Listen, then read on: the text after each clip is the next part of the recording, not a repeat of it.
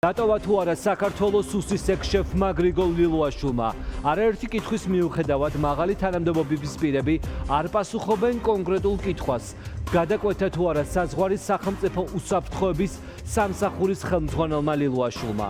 რა დავადგინეთ ამ დროისთვის? არჩევნების დღეს ლილუაშვილი საარჩევნო უბანზე მისული იყო. ამის შესახებ ინფორმაციას შაბათის ეთერის გუნდს აწვდიან საარჩევნო კომისიის წევრები. ამის შემდეგ ლილუაშვილის ალი-კვალი არ ვიცით. არ ვიცით დაკითხა თუ არა სუსმა ერთ დროს დიდი გავლენების მქონე მაღალჩინოსანი. თუმცა ამის პარალელურად სახელმწიფო უსაფრთხოების სამსახური და ფინანსთა სამინისტროს საგამოძიებო სამსახური ერთი მეორის მიყოლებით აკავებენ ლილუაშვილთან დაახლოებულ პირებს, მის სამეგობროს, მის ნათესავებს და ადამიანებს, ვისაც ლილუაშვილი ენდობოდა. დღეს ცნობილი ხდება, რომ დაკავებამდე გაასწრო და ქვეყანა დატოვა საგადასახადო შემოსავლების სამსახურის უფროსის მოადგილემ, რომელიც ქართული ოცნების ხელისუფლების პირობებში მაღალ თანამდებობებს 2012 წლიდან მოყოლებული იკავებდა. ვლადიმერ ზაზა ხუნდაძეს ჯერ საბაჟო სამსახური ჩააბარეს ბიძინა ივანიშვილის ჭარბინდობის გამო, ამის შემდეგ კი ის სისტემიდან გაუშვეს და შემდეგ ლილუაშვილის მოთხოვნით დააბრუნეს და შემოსავლების სამსახურის უფროსის მოადგილე გახდა. როგორც ჩანს, ლილუაშვილთან დაახლოებულმა პირმა შეიტყო იმის შესახებ, რომ ის შესაძლოა სამიზნე გამხდარიყო და ქვეყანა დატოვა. სად გაფრინდა ლილუაშვილის სანდო კაცი, რომელსაც დღეს დაუსწრებლად პატიმრობა შეუფარდეს, რაც იმას ნიშნავს, რომ ძებნა გამოცხადდება. მარიამ გაფრინდაშვილი შემოდის ახლა სტუდიაში ამ თემით, მასთან ერთად გავაგრძელებთ საუბარს მნიშვნელოვან გარემოებებზე. მარიამ, ვინ იყო ვლადიმერ ზაზა ხუნდაძე ლილუაშვილისთვის, იმიტომ რომ როგორც საჯარო წყაროებში ხდება ცნობილი, ეს დაკავშირებული პირია, მაგრამ შენ უფრო მეტი გაარკვე მათი კავშირების შესახებ. არა მხოლოდ დაკავშირებული პირია, გრიგოლ ლილუაშვილი არის ვლადიმერ ხუნდაძის მეჯვარე და ასევე ძმის კურსელი. კურსელები არიან ხუნდაძე და გრიგოლ ლილუაშვილი. ანუ მათ ნათესაური კავშირით აკავშირებთ ერთმანეთთან, რაც შეეხება სად იმყოფება ვლადიმერ ხუნდაძე. ის ჩვენი ინფორმაციით და პრინციპში ადვოკატიც არ უარყოფს, ის იმყოფება თურქეთში. როგორც მისი ინტერესების დამცველი გვეუბნება, ქვეყანა, როგორც ადვოკატი ამბობს, დატოვა დაახლოებით 3 კვირის წინ, ის საზღვარზე საგამოძიებო უწყებას არ გაუჩერებია, არ შეუყოვნებიათ, სრულიად უპრობლემოდ საერთაშორისო აეროპორტის გავლით ის გაფრინდა თურქეთში და როგორც ადვოკატი ამბობს, ახლა ემზადება რაღაც გარკვეული სახის ოპერაციისთვის. ეს დოკუმენტები ადვოკატმა სასამართლოში მარიამ, ძალიან მნიშვნელოვანი დეტალი არის თავად ხუნდაძის საქმე, ანუ რას ედავებიან ხუნდაძეს. ძმები ხუნდაძეები, ანუ ერთი კობა ხუნდაძე, ახლა ეკრანზე გვაქვს გამოტანილი მათი ფოტოები, მეორე კი ვლადიმერ ხუნდაძე, იყვნენ გრიგოლ ლილუაშვილის ახლო გარემოცვის წევრები და მათი საშუალებით გრიგოლ ლილუაშვილი ერთდროულად ორ უწყებას აკონტროლებდა. კობა ხუნდაძის საშუალებით საქართველოს რკინიგზას, ის მაღალჩინოსანი იყო რკინიგზის, ვლადიმერ ხუნდაძის საშუალებით კი ის აკონტროლებდა საგადასახადო შემოსავლების სამსახურს. ბრალი, რომელიც საქართველოს პროკურატურამ წაუყენა ვლადიმერ ხუნდაძეს, ბუნდოვანია და ცოტა უცნაურია. რაღაცნაირ ფორმალურ დევნას. ხო, ანუ მას არ ედავებიან, რომ რამე მოიპარა, მას არ ედავებიან, რომ რამე ვინმეს ხელი შეუწყო რაღაცის ქურდობაში, მას ედავებიან, რომ ბორია გოგიჩაიშვილმა, მაყურებელს შევახსენებ, ვინ არის ბორია გოგიჩაიშვილი, ის არის ქართული ოცნების წევრი, ბორია გოგიჩაიშვილი, ის წარმოადგენდა გორის საკრებულოში ქართული ოცნების ინტერესებს და ქართული ოცნების მოქმედი დეპუტატი დააკავა ქართულმა ოცნებამ იმის გამო, რომ აწარმოებდა არალეგალურ საწარმოში ცნობილი ბრენდების ალკოჰოლური სასმელის ყალბ ანალოგებს.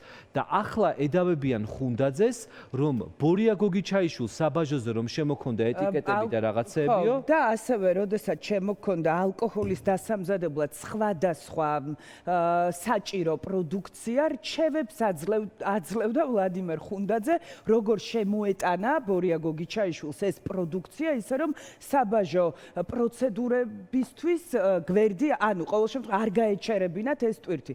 რჩევებს აძლევდა ადვოკატი გვეუბნება, რომ ეს ფორმა მაგრამ ნახე რა არის ალკოჰოლური სასმლის დამზადება საქართველოში კანონით აკრძალული საქმიანობა არ არის. შესაბამისად, კანონით აკრძალული შესაძლოა ყოფილიყო თავად პროდუქცია, რომელიც შემოიტანა, ანუ ყალბი, ეტიკეტი, რაღაცა ან სხვა დასამზადებლად საჭირო სხვადასხვა პროდუქციის განბაჟება, რათა საბაჟო პროცედურების გავლის დროს საფრთხე არ შექმნილოს. სხვა კონკრეტიკა ჩვენ პროკურატურის განცხადებაში არ მოგვისმენია. სხვა შორის საინტერესოა, მე ხელთ მიჭირავს ბორია გოგიჩაიშვილის ჩვენება, ის სხვა შორის გამოკითხულია სექტემბერში. ეს ჩვენება რამდენიმე ფურცელს მოიცავს და აქ ის არ საუბრობს. კითხვას არ უსვამს ყოველ შემთხვევაში ამ ოქმის მიხედვის თმას გამომძიებელი, როგორ შემოგქონდა ეს საჭირო პროდუქცია მას საქართველოში. როგორც ჩანს, უნდა ვივარაუდოთ, რომ ქართული ოცნების დეპუტატი, რომელიც პატიმრობაშია, პროკურატურამ გამოკითხა თავიდან, ეს რა თქმა უნდა ვარაუდია, მაგრამ ადვოკატი პირდაპირ ამბობს, რომ ბორის გოგიჩაიშვილი ამ შემთხვევაში ხელს არ ადებს ხუნდაძეს და ის ამბობს, რომ უბრალოდ იცნობდა. შესაბამისად, ადვოკატი თვლის, რომ ბორია გოგიჩაიშვილის ჩვენება არ არის პირდაპირი და უბრალოდ ის ადასტურებს, რომ იცნობს კობა ხუნდაძეს და კობა ხუნდაძეს რომ იცნობს, ეს გასაკვირი ამბავი არ არის, იმიტომ რომ ხუნდაძე 2012 წლიდან ქართული ოცნების რიგებშია, მას და ყოველთვის იყო ამ შემთხვევაში ვლადიმერ ზაზა ხუნდაძის შემთხვევაში იქ რჩება განცდა მოვლენათა ერთობლიობით, ხო, რომელიც მის გარშემო ხდება, რომ მას მისგან სურთ გასვლა ლილუაშვილზე. იმიტომ რომ ჩვენ წაღან ვაჩვენებდით ეკრანს, ახლა შეგვიძლია კიდევ ერთხელ ვნახოთ, ლილუაშვილის გარემოცვის წევრებს ერთი მეორის მიყოლებით აკავებენ, ხო? ეს არის კობა ხუნდაძე, ვლადიმერ ხუნდაძე გაასწრო და მასზე ძებნა გამოცხადება, კობა გაბუნია, ბიჭიკო პაიკიძე, ანდრია ლილუაშვილი. ეს რაც ვიცით საჯაროდ იმ დაკავებული ადამიანების შესახებ, რომელიც ლილუაშვილთან კავშირზე გადის. ანუ რჩება განცდა, რომ ლილუაშვილის დასაჭერად რაღაც სჭირდებათ, ჩვენება მტკიცებულება და სხვანაირად ვერ შვებიან. ყოველ შემთხვევაში ჩვენ რამდენიმე კვირაა ვუყურებთ ანონსს, ხო რომ ჩხრეკა ჩატარდა ლილუაშვილის სახლში, ჩხრეკა ჩატარდა მისი ყველაზე უახლოესი გარემოცვის წევრების სახლში, იგივე კობა ხუნდაძესთან საგამოძიებო უწყება შევიდა 22 ოქტომბერს და გვითხრეს, რომ ამოიღეს მილიონი, გვითხრეს, რომ მის ფულს ათეთრებდა, მაგრამ ამ დრომდე და ყოველთვის ამ ბრიფინგებს მოყვება ხოლმე, რომ აი შეგახსენებთ, რომ ამ საქმეზე ჩხრეკა ჩატარდა ლილუაშვილის სახლში. ანუ 22-ში შევიდა და ამის მერე წავიდა ვლადიმერ ხუნდაძე. მანამდე უკვე წასული იყო. როგორც ჩანს ქონდა ინფორმაცია. აქ მნიშვნელოვანია, რომ მისი ადვოკატი აცხადებს, რომ სხვათა შორის ვლადიმერ ხუნდაძე არც ერთხელ არ დაუბარებიათ გამოკითხვაზე. ის არ იყო დაბარებული გამოკითხვაზე და გუშინ წინ 30 ოქტომბერს პროკურატურამ მიმართა სასამართლოს და ანუ მაშინ დაიწყო პროცედურები და ბრალის დადგენილებაც მაშინ გამოიწვია. ანუ ფორმალურად მაინც თუ ბორია გოგიჩაიშვილი ამბობდა, რომ მე რომ უკანონო საქმიანობას ვეწეოდი, რჩევებს მაძლევდა, როგორ შემომეტანა ამ უკანონო საქმიანობისათვის საჭირო პროდუქცია საბაჟოზე რომ მარტივად განმებაჟებინაო, მისთვისაც ხომ უნდა დაესვათ კითხვა, ანუ თუ ეს არის ერთადერთი ბრალი. ხო, ჩვენ არ ვიცნობთ ჯერ ამ ეტაპზე საქმის მასალებს, თუმცა პროკურატურის განცხადებაში სხვა არაფერი არ წერია ხუნდაძის ბრალთან დაკავშირებით. მოდი ახლა მოусმინოთ ჩვენ ვლადიმერ ხუნდაძის ადვოკატს, რა სყვება ის ამტკიცებს, რომ აბსურდული და ცოტა უცნაურია ის ბრალი, იმიტომ რომ თუ ვიღაცას რჩევას აძლევდა, ამ შემთხვევაში ამ ადამიანისთვისაც უნდა ეკითხათ, რა რჩევებს აძლევდიო.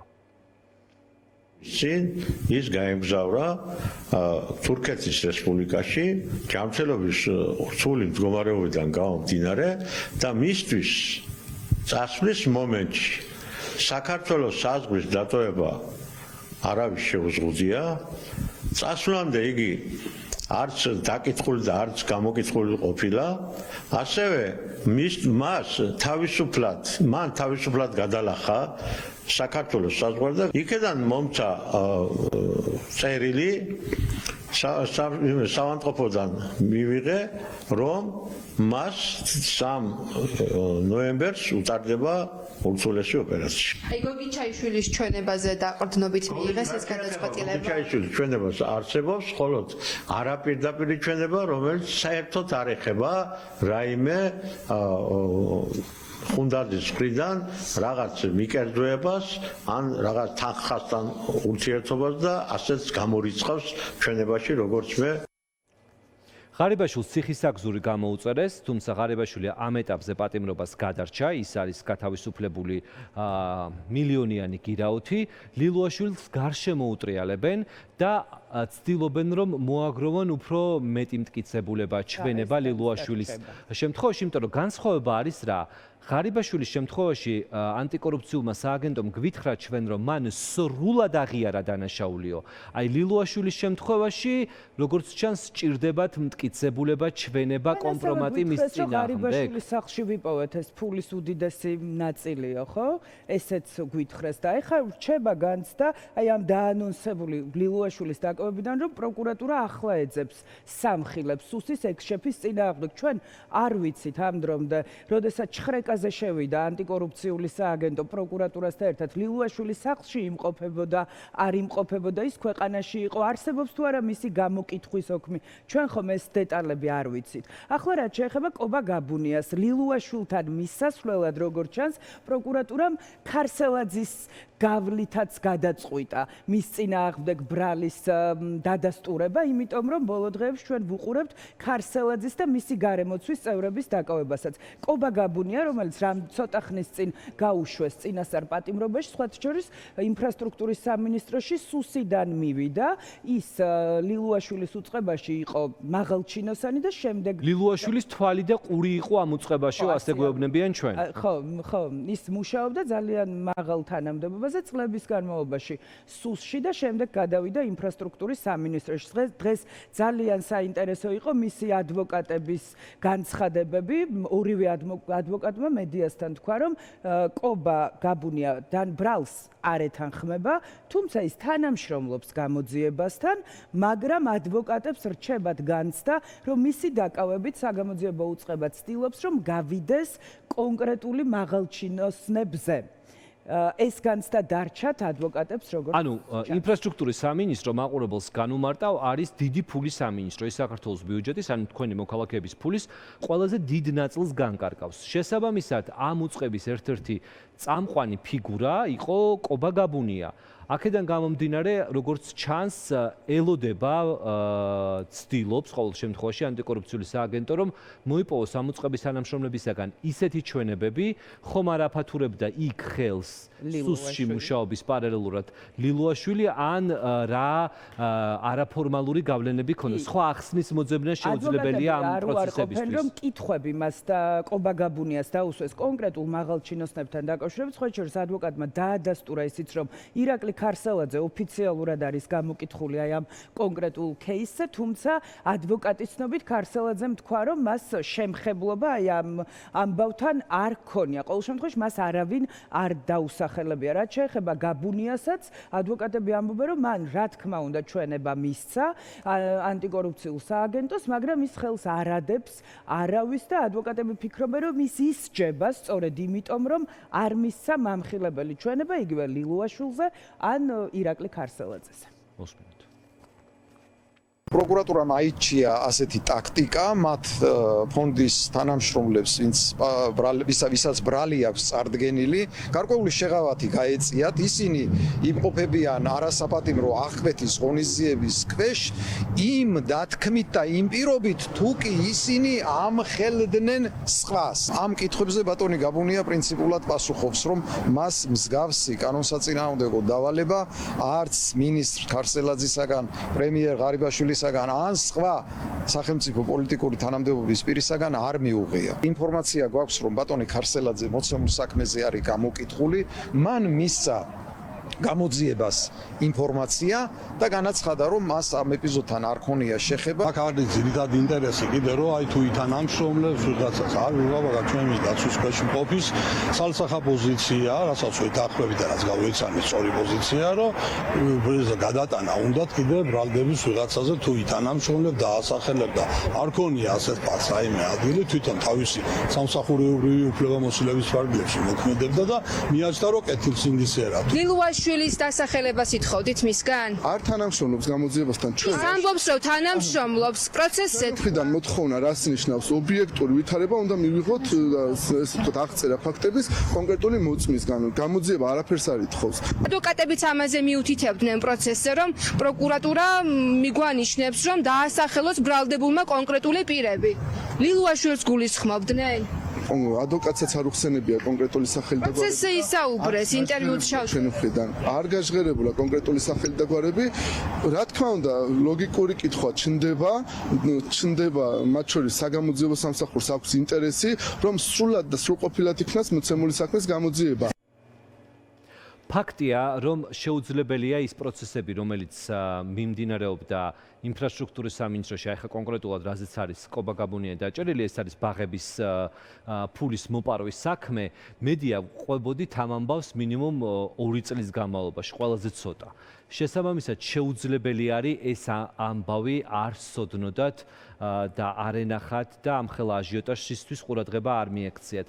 ყოველ შემთხვევაში რჩება განცდა, რომ ამ შემთხვევაში ლილუაშვილზე ნადირობის სეზონი სხვა რაღაცის გამოა გამოცხადებული, სხვა რამე შეეშალა ისეთი ივანიშვილთან, რის გამოც მასზე სამაგალითო შურისძიების გადაწყვეტილება მიიღო, იმიტომ რომ სხვა ახსნის მოძებნა უბრალოდ შეუძლებელია. ხო, ფაქტია, ხო, ეს ამბები ჩვენ რამდენი წლის წინ მოვუყევით მაყურებელს, მაგრამ აქ რჩება განცდა 98 ტომია სხვათა შორის ეს საქმე და ჩვენი ინფორმაციით ყველა მოწმეს კითხვას უსვამენ სუსის უფროსზე და არაერთ კითხვაში ფიგურირებს ის ფაქტია, რომ საგამოძიებო უწყება ცდილობს ყოველ შემთხვევაში ეს განცდა გრჩება, ცდილობს რომ მივიდეს ლილუაშვილამდე, სხვა შორის ჩვენ ამ შემთხვევაში არ გვინახავს კადრები, ხო, ლილუაშვილის სახლის ჩხრეკის იგივე, არ გვინახავს, ანუ პროკურატურა სხვა შემთხვევებში უბრალოდ ზეპირსიტყვიერად გვატყობინებს, რომ ჩხრეკა ჩატარდა ლილუაშვილთან, ჩხრეკა ჩატარდა ქარსელაძესთან, მაგრამ ჯერჯერობით ჩვენ სამართლებრივი რეაგირება ვერ ვნახეთ, ხო? ქარსელაძის შემთხვევაში კადრებიც არ გავრცელებიათ, ანუ წინა შემთხვევაში თუ ფოტო მასალა მაინც ვრცელდებოდა, საიდანაც გვეძლეოდა ჟურნალისტებს იმის ნახვის საშუალება, რომ რა ამოიღეს, ამ შემთხვევაში ქარსელაძის შემთხვევაში არ ყოფილა. უბრალოდ რომ ლილუაშვილის გარემოცვის წევრებთან ჩავატარეთ ჩხრეკაო. ფაქტია, რომ მის გარშემო იჭერენ ყველას და კი ჩნდება ეს კითხვა, სად არის თვითონ სუსის ექს-შეფი, გამოკითხა თუ არა ის გამოძიებამ და საერთოდ აქვს თუ არა მას რაიმე სამართლებრივი სტატუსი ყოველ შემთხვევაში. დეტექტიულ ტელესერიალში გვამყოფებენ ბოლოს 3 კვირა, ვის დაიჭერენ, ვის სახლში შევლენ, ვინ გაჩხრიკეს, ვინ მოასწრო გაქცევა და სად იმყოფება. მადლობა, ეს მარიამ გაფრინდაშვილი იყო.